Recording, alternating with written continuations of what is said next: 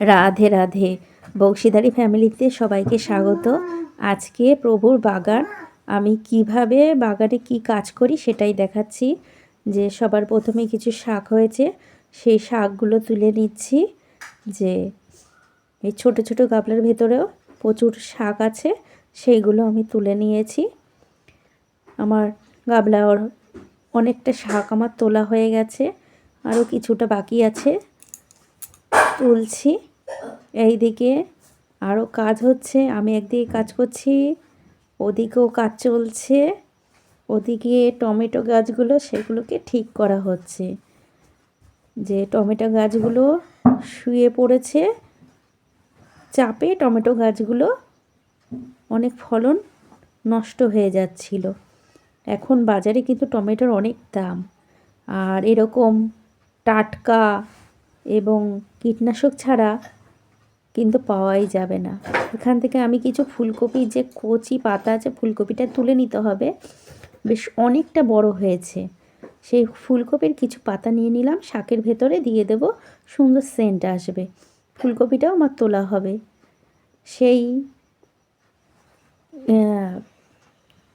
Tomato গাছগুলোকে ঠিক করা হচ্ছে। আর আমার এই পাশে আলু গাছ আছে, আলু গাছেরও শাক নেওয়া যায়, তা আমি আজকে নিচ্ছি না, এমনি ডাঁটা শাক ঠাক যা আছে সেগুলো সব তুলছি।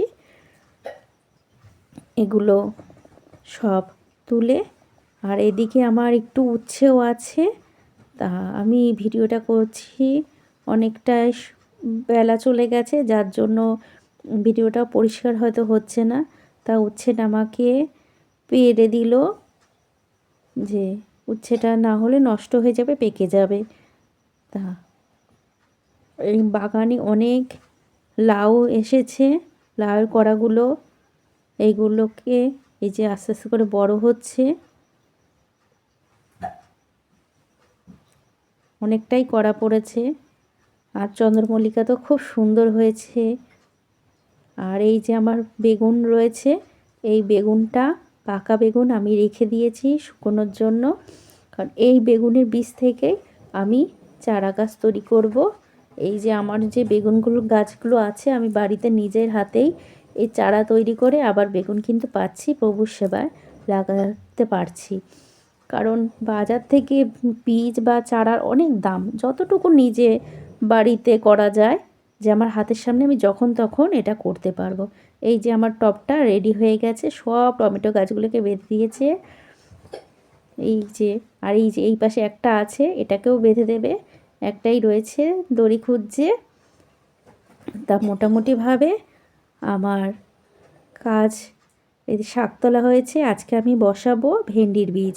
তা গাছেরই ভেন্ডির বীজ, সেগুলোকে এই ফুলকপির টবে আমি কিছুটা মাটি খুঁড়ে এখানে বসিয়ে দেব। আমার নিজের বাড়িরই ভেন্ডির থেকে বীজ তোলা, তা সেগুলোকে আমি এখানটা কী করব, অনেকটা জায়গাটা ধরেই আমি বসিয়ে দিলাম, কারণ বীজ ফেলারও নিয়ম আছে, সব জায়গায় ওঠে না। তা দেখা যাক কতটুকু কি হয়, অবশ্যই দেখাবো প্রভুর এই বাগানে। এখানে এই যে এইগুলো কোকোপিট দেওয়া আছে, আর এই যে আমার রেডি হয়ে গেছে, সব কটা গাছ বাঁধা হয়ে গেছে। ভালো লাগলে সাবস্ক্রাইব করে পাশে থেকো। রাধে রাধে।